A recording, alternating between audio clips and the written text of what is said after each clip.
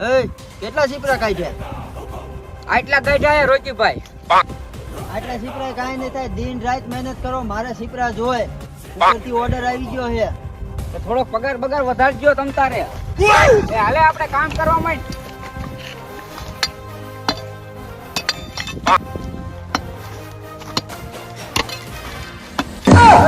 આમ તો જો ઓલો ઘોરી હાલ્યો આવે. એટલે ઘોરી નથી, આ દીરા છે. એવું હે?